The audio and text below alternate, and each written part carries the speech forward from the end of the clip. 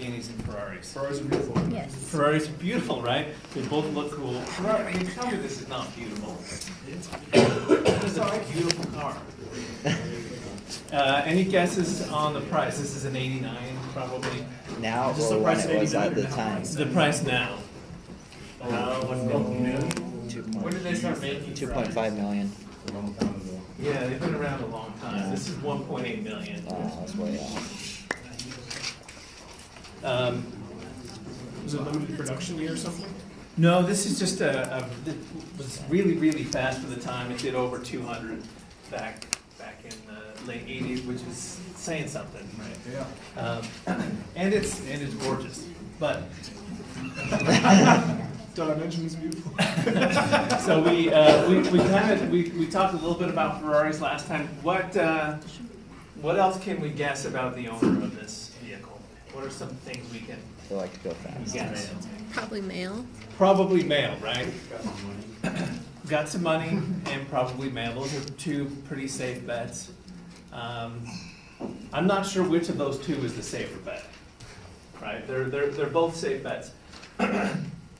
And this discussion kind of fits in with a broader conversation that we're having as a society and as a culture about gender, right? How much of gender is what you personally believe? What is it? How much of it is culture, and how much of it is biology? What are the other terms that we use for kind of the two positions that people take on gender?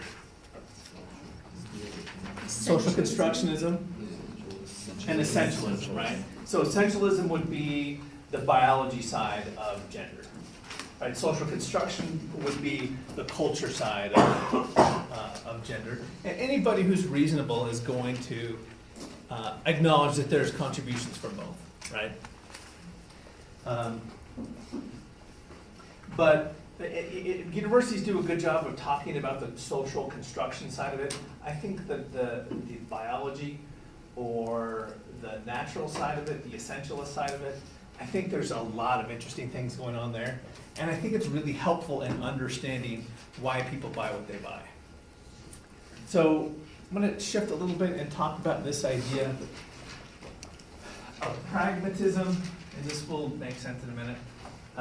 Has anyone heard of William James? Sometimes he's referred to as Saint James among psychologists because he's influential. He was a philosopher and had a kind of a soft spot for religion, and he wrote this book called Pragmatism, or On Pragmatism, and his question was, he developed this new school of thought that he called pragmatism. And the idea of pragmatism was, let's be less concerned about whether an idea is true or not. Let's focus on whether this idea is helpful and useful. Retain helpful ideas, replace unhelpful ones. That was kind of his approach. Let's not get caught up in truth or untruth. Let's worry more about whether this system of beliefs is productive. So why am I mentioning this? Because we're going to talk about evolution, and it's a sensitive subject. I went to the University of Utah, and then I went to Florida State, and you hear a lot about evolution in school. And I wouldn't say every time it was mentioned, but frequently when it's brought up, people do it with a sneer towards religion, and I never listened because I was super put off by kind of the condescending position that they took towards people of faith. And it wasn't until, it was mostly through my graduate education that I sort of changed my opinion about it. So the point of all this is if you're not on board, that's okay. At a minimum, I'd like you to at least consider whether evolution is a useful, helpful idea in understanding why people buy what they buy. Does that make sense? Is that fair? I understand that, at 21, I was not ready to hear about it, and I didn't want to, and so, all right, so we'll go from there. We'll start with Darwin, where the idea first came from, he was sailing around a bunch of islands, looking at things. This is what smart rich people did back in the day. And he started looking at birds, and finches in particular, and he made some observations about the finches. That their beaks were a little bit different. Right? The different finches had slightly different beaks, and as he observed what they ate, he saw that the beaks matched the food source. Right? So you've got a particular kind of beak here that corresponds to eating fruit. Other finches that eat insects have a different shaped beak. Others that eat seeds have a different kind of beak. And he observed this relationship, and he thought, well, at some point there was a common ancestor finch that spread out widely, and that finches that fit the food resources at different islands would be the ones that would survive and inhabit those islands. Right? That was sort of where he came up with the idea of evolution, was looking at beaks and how they corresponded to food sources. And this is pretty cool. You might have seen this. Has anyone seen this before? All right, this was done at Harvard. So what we ended up building was basically a petri dish, except that it's 2 feet by 4 feet. And the way we set it up is that there are 9 bands, and at the base of each of these bands, we put a normal petri dish thick agar with different amounts of antibiotic. On the outside, there's no antibiotic. Just in from that, there's barely more than the E. coli can survive. Inside of that, there's 10 times as much, 100 times, and then finally the middle band has 1,000 times as much antibiotics. And then across the top of it, pours thin agar that bacteria can move around in. The background is black because there's ink in it, and the bacteria appear as white. First, you see they spread in the area where there's no antibiotic, up until the point they can no longer survive. Then a mutant appears on the right. It's resistant to the antibiotic, it spreads, until it starts to compete with other mutants around it. When these mutants hit the next boundary, they too have to pause and develop new mutations to make it into 10 times as much antibiotic. And then you see the different mutants repeat this at 100.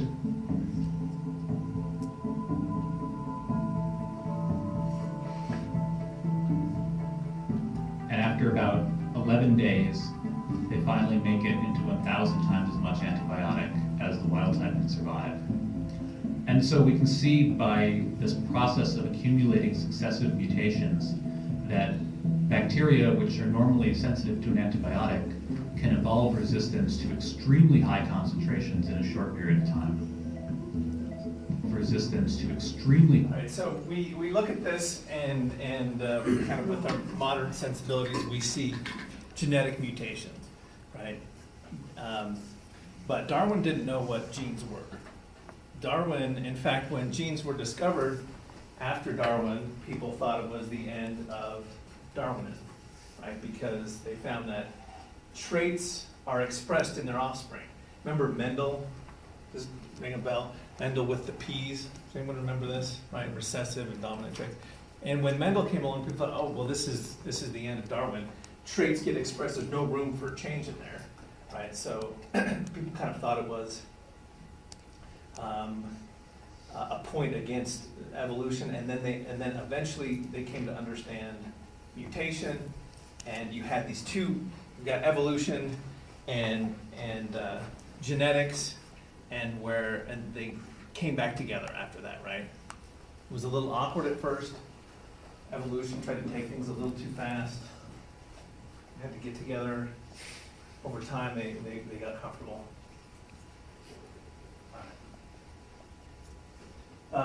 So how does it work? 2 things: variance and selection. So when we talk about variance, we're talking about 2 different kind of ways that you get variance. One is naturally occurring differences. So siblings, right, same parents, but they have different genes, right? So that's just a naturally occurring difference that you're going to get among siblings and offspring. Then you also, in addition to that, you have mutations, right, which are not just naturally occurring differences, but there's an unexpected change in a gene, right? So what that means is that you get lots of different kinds of, whatever, we'll say dogs, right? Dogs used to look a lot like wolves, right? They used to be wolves, but then over time, dogs were kind of bred for specific purposes, and then they started to, you get those naturally occurring differences. And, the dogs today that we have look nothing like wolves anymore, right? And part of that is that we've been selecting for size, so really small dogs, smaller and smaller dogs, right? And a lot of that is not genetic mutation, it's just, of a litter of 5, maybe the smallest one is bred most often because people want small dogs, right? So there's naturally occurring differences, and then there's mutations. And selection is just some differences are more likely to get passed on. Other differences are less likely to get passed on. So, if you grew a third arm out of your chest, it might make you more productive. Would it increase the likelihood? So we'll call that variance, right? A new limb. Is that likely to be selected for? Probably not, right? So you get a lot of variance. Some of those differences are selected, some aren't. So the antibiotic resistant bacteria we talked about, pests, you can see this with pests, right? So let's say you're a farmer and you spray your fields with a chemical that kills 99.96% of the pests. What's going to be the problem down the road?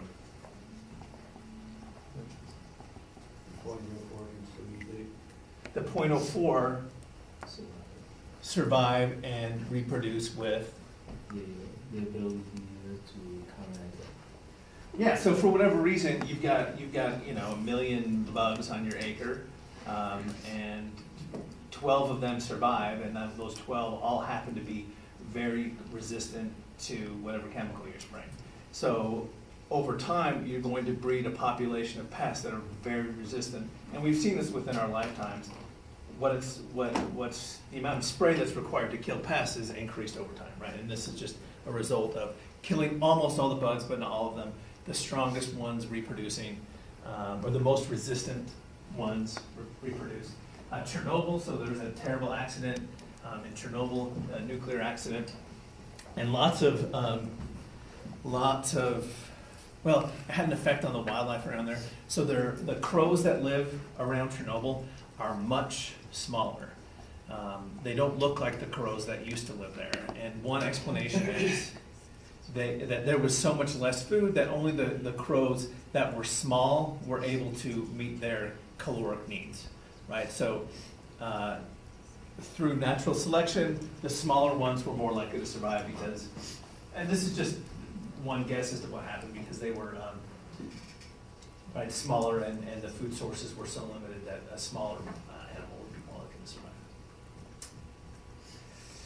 So selection, so I said there's variance and selection. Like this picture of the shark. What do you notice about its coloring? It's a lot underneath and dark on top Yeah, why? because they hunt from below and it's darker below, so they blend in better, and vice versa for animals that are below them looking up. Yeah, so this is great disguise, right? If you're below the shark, the shark is disguised, right, because of the light up there. And if you're above it and looking down, it's disguised. And a lot of fish have this feature of a light underbelly, and the idea is that this helps with survival. In the case of the shark, it probably makes it more effective at hunting, right? So early on, presumably, it didn't have coloring like this, but those who developed a white belly were more likely to survive, to pass on that gene. And so over time, all sharks developed a white belly. Reproduction, passing on genes. Somebody used the term peacocking yesterday. Who was it? Someone over here. Am I not remembering that? No. I swear somebody said it. So when you, what do you notice when you look at, it's peacock? It's bright and noticeable. It is bright and noticeable. How effective do you think it makes this peacock as a hunter? How about as prey? Is it effective in disguising? Do you guys know what a peahen looks like? They're just brown. They're just brown, right? Yeah. So do you think this assists in its ability to avoid predators? No. No. It's a huge liability, right? So why this elaborate, this is an enormous amount of calories, right? That this peacock has to ingest in order to produce plumage like this. Bright. So there's certainly costs as far as survival goes. So what's the point of the elaborate display? More presentable to a mate. Yeah, it's more presentable to a mate, right? So when, in Darwin's kind of original understanding of evolution, it was all survival, what? Survival of the fittest, right? And everyone focused on this. He was looking at beaks and food, and so he was thinking it's really about surviving. Over time, people have thought about it differently, and it's really more about reproduction. Survival is only useful insofar as it gets you to reproduction, right? From a genetic perspective.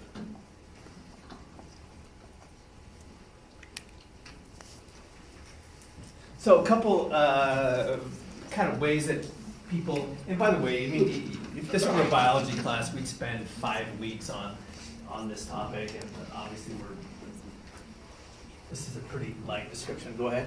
I'm sorry to jump back again, but what is more important now? It's the Sorry. originally it was. Yeah, so the kind of originally everybody thought when you Okay, talked about it's on the, okay, got it.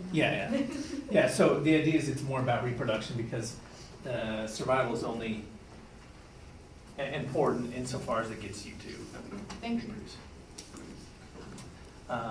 So when people talk about evolution, they say a couple things that kind of bother me. The first is people talk about becoming more evolved or evolving upward. There's no such thing as becoming more evolved. The only thing that matters is whether there's fit with the environment or not. If the species fits with the environment, it will be successful. And if it doesn't, it won't. So let's talk about some successful species. Humans are incredibly successful, right? In terms of numbers, in terms of where we live everywhere. Maybe we live places cockroaches can't live. We live on the polar regions. What's another successful species? Coyotes. Coyotes? Good, what else? Rabbits. Rabbits? Yeah, rabbits are interesting. Rabbits are in a lot of ways, they take the opposite approach humans do, which is have very few offspring, take good care of each one. Rabbits,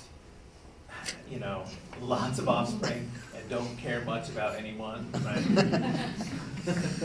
So when we talk about evolution, don't think about getting to you're not like climbing a ladder. It's all about whether an organism fits with its environment. Camels, chickens are very successful. Somebody said that chickens' strategy was to be delicious. And yeah, look at, we talked about how many chickens does Tyson have, like 300 million? 1.8 million. Or 1.8 million? Yeah. Yeah, they're taking over. Yeah, so they've been successful. This is great. In the great island of New Guinea, there are 42 different species of birds of paradise, each more bizarre than the last.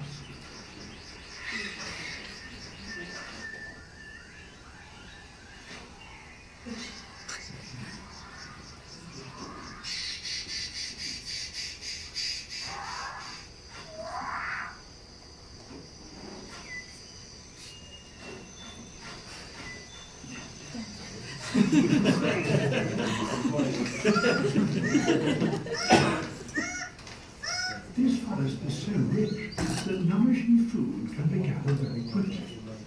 That leaves the male six-plumed bird of paradise with time to concentrate on other matters, like tidying up his display area.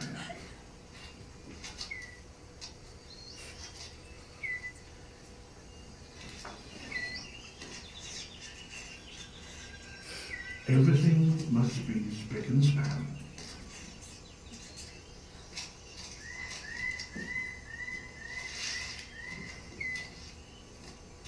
All is ready.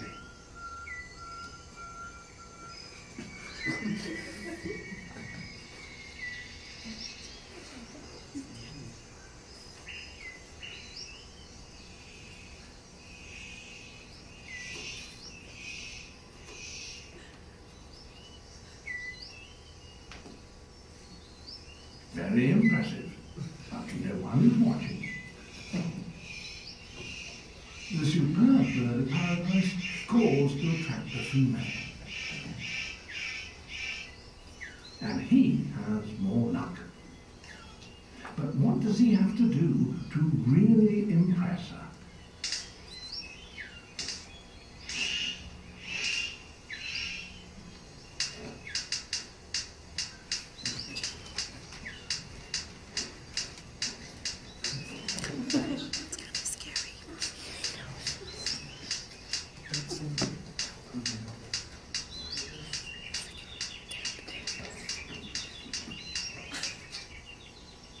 She retires to consider her verdict.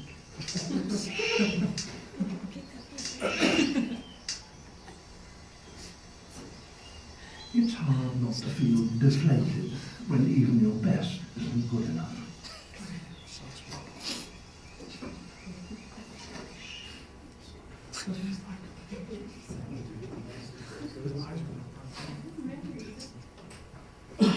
All right, so how did that fit with what we talked about last time?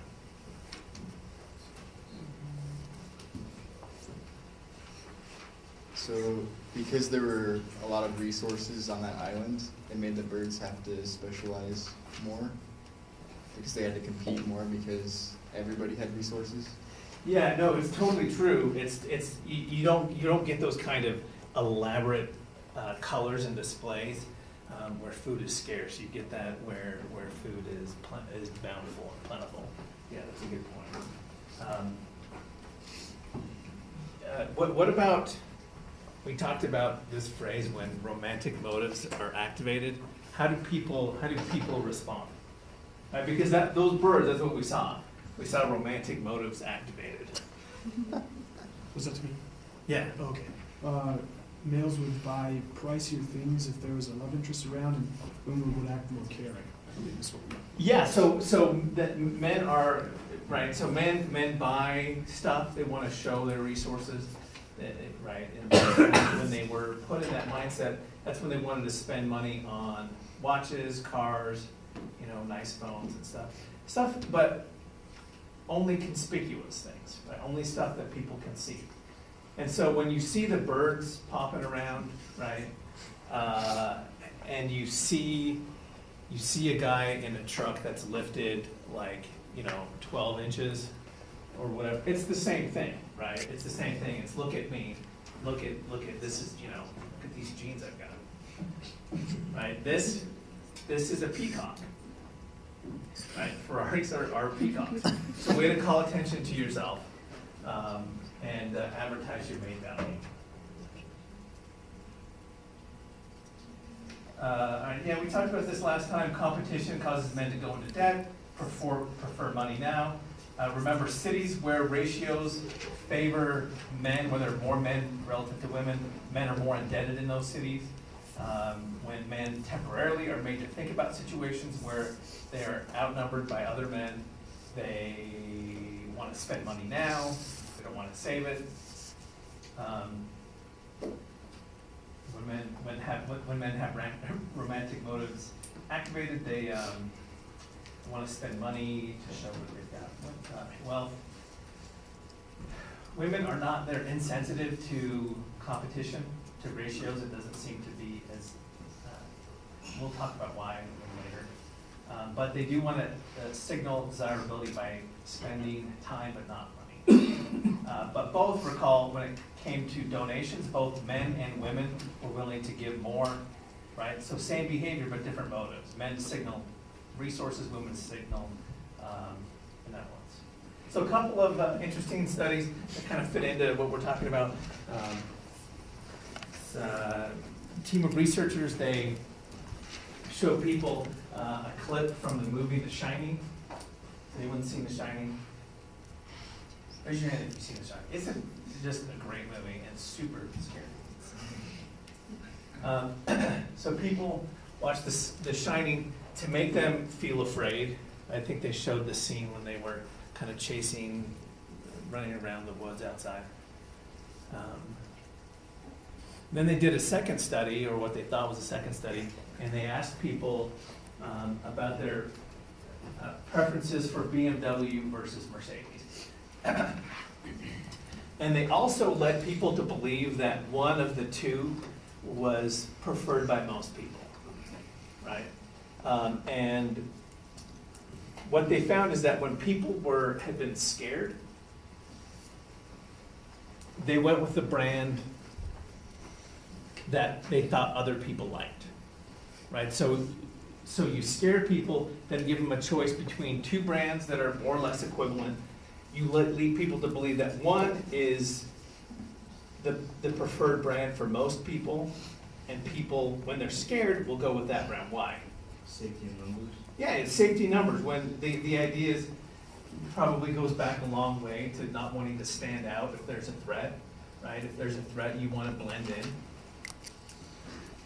So when people are scared, they preferred whichever brand was more popular. Now, they did this again, only they activated romantic motives. What effect do you think that would have? I heard something over here. They wanted to stand out. They wanted to stand out, which meant what? That they would take the one they thought would make them stand out.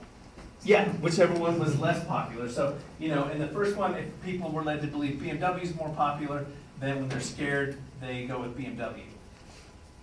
In this example, if people were led to believe that BMW was more popular, they'd be less likely to go with that route and instead go for Mercedes. So they went with whatever brand was less popular, right? So both cases, you can kind of see, survival and reproduction, right? The desire to protect yourself, people go with the crowd. Desire to reproduce means you need to stand out, so you pick whichever one is less popular. Any questions about that?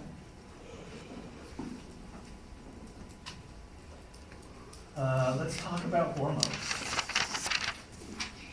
Testosterone.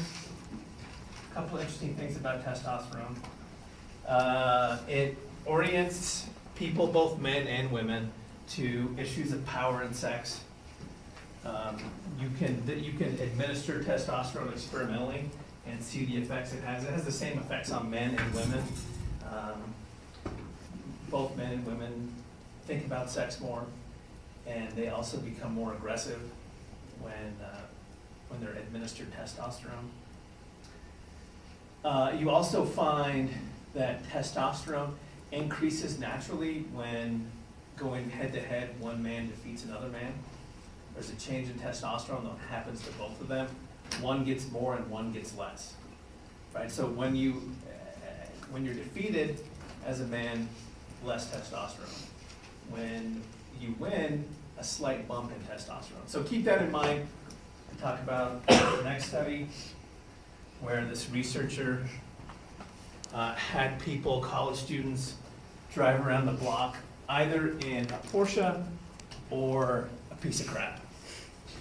But first he measured their baseline testosterone, right? So baseline testosterone measured, and then looked at their testosterone after.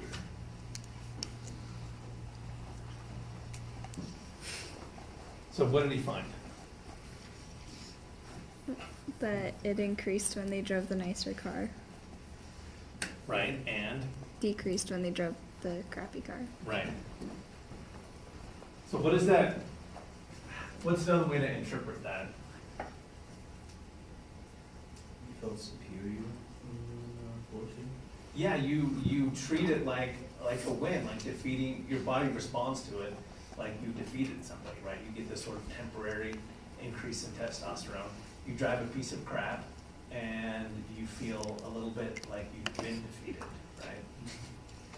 I heard a study on Jimmy Fallon once that men who drive Audis are like 60% more likely to cheat on their wives. Would that kind of be related to that? That's super interesting. I don't know, I gotta look into that. We should.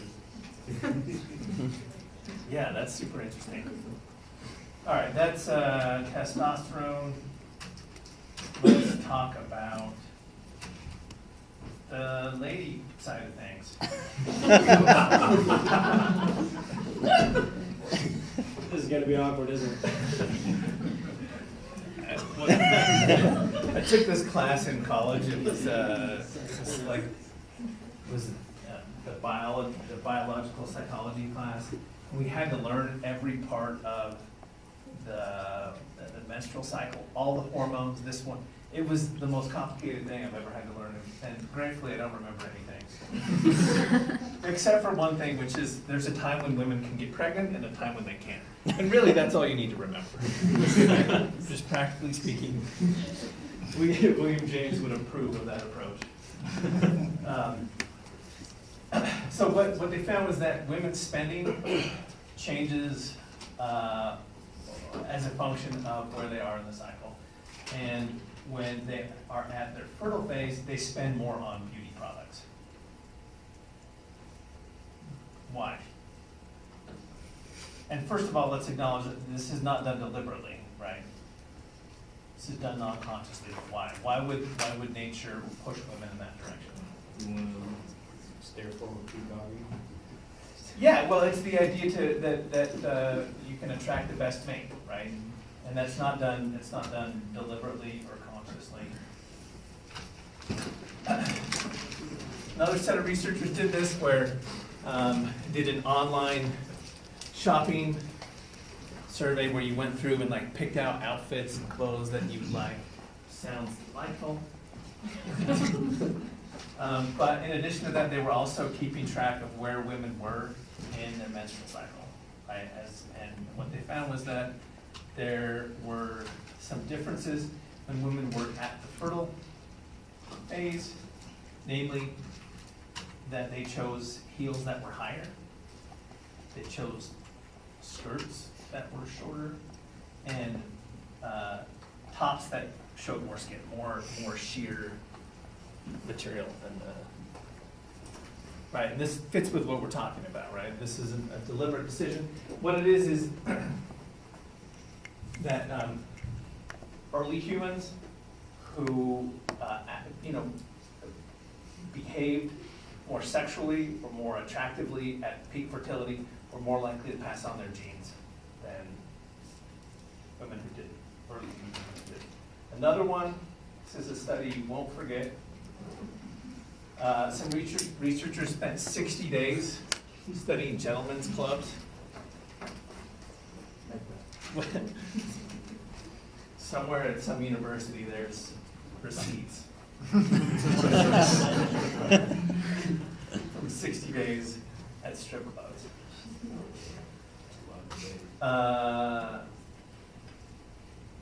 And they found that there were differences in terms of what the women made in tips based on whether they were low fertility or high fertility, right? When they were at peak fertility, they made not quite twice as much, so 67 an hour, and they were so they did 5-hour shifts, so that's, It's a good day. yeah. I'm not gonna say it's a good way to make a living, but it's a good wage anyway. But, so obviously, I mean, this is a little bit harder to parse, right? Why? But probably what happened was being at fertility, peak fertility, caused them to behave in a more sexual way. So we talked about this one before, which is the blackjack study. When there was a female collaborator, what happened? They played blackjack what? They played with more risk. They also kept track of the research collaborators' menstrual cycle, and they found that it also fluctuated as a function of the menstrual cycle, so that when the female collaborator was at peak fertility, men were risking the most. Does that make sense? And they were taught to do this. The collaborator was told to behave the same no matter what. Are you talking about is that like pheromones or like things that we would not be able to detect, or is that behavior changes? That's a tough question to answer, and it's probably pheromones. The research team that did this, they did a follow-up study. It's a little, it's an unusual study design, but what they did was they had women who they had to promise not to wear any deodorant or perfume for like 30 days, and they had to wear the same shirt every night. Is that it? It might not have been 30 days. Might have just been 4 or 5 days. But anyway, you had to wear the shirt every night, and then they gave the men the shirts without seeing the women, and they smelled the shirts, and they rated the attractiveness of the women. And they rated women who were fertile as more attractive. So there's something to scent. Is that weird enough? Mythbusters did the same kind of thing with males. What's that? Mythbusters did the same kind of thing with males. They had them work out, and it turned out something like 20 minutes into the workout, if they took off the shirt and had the female smell it, then that was like the best and highest rated shirt. Oh, really? Yeah. All right, let's talk about cosmetics. Yeah, okay, we'll talk about cosmetics. I'm trying to decide if I want to, I guess I do. All right, so these are two faces. Which one's male and which one's female? They're both female. Whoa. You guys all said a lot of stuff. I didn't hear. They're both female. Which one appears more male, which one appears more female? Left appears more male. Left appears more male. Yeah. Right, more female. So it's the same face, right? But the only thing that's changed is some coloring, and in particular coloring around the eyes, and where else? The lips. And the lips, right?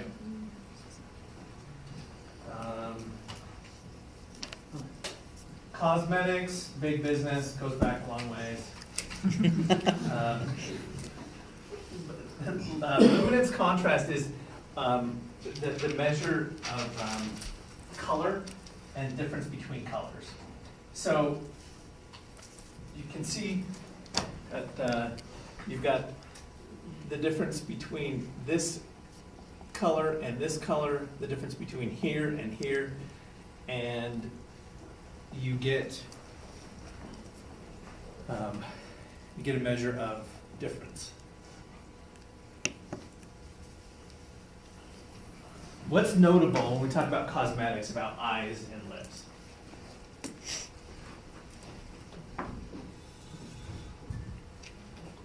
Where do you put cosmetics as ladies? Mostly Come on on. your eyes. Mostly on your eyes and lips. but Eyes and lips, right? everywhere. That's where the cosmetics go, right? Foundation. So the question is, here, they're not looking into, let's see. So here, this is what it would look like if there was no difference in the colors, like for instance, between the lips and the skin around the lips. If they were exactly the same color, they'd be right here. So here's the key, and you tell me how to interpret the key. Let's start with, I can't tell the difference. where do you see more light colored The top.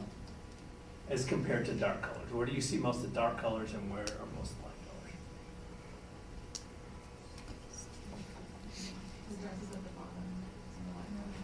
The dark is at the bottom, light color's a little bit higher up.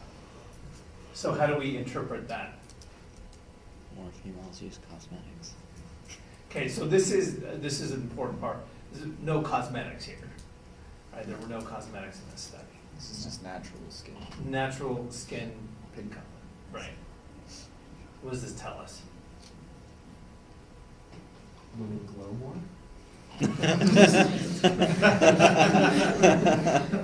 That's good. He's not wrong. It looks like there's more of a luminance contrast among women opposed to men.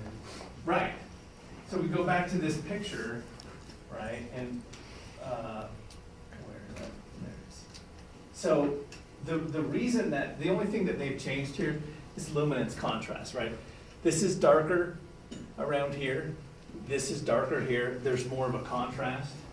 And this is just, so two things. One is, naturally speaking, there's more of a contrast in women than men, right? So their lips are actually different colors, slightly different colors than men, right? The difference is noticeable. And this is why, if you want to understand why women buy makeup, the kind of the conventional social constructionist explanation is what? So that's what society says to you. Yeah, society tells you to wear makeup and that's why you wear makeup, right? This suggests something else is going on, which is that you're exaggerating a naturally occurring difference. Women's lips actually are, there's more contrast there. So when you put lipstick on, you're exaggerating a difference that already exists in nature, right? So this is another example of essentialism or biology in consumer behavior. I think we'll stop there. We'll pick up this guy next time.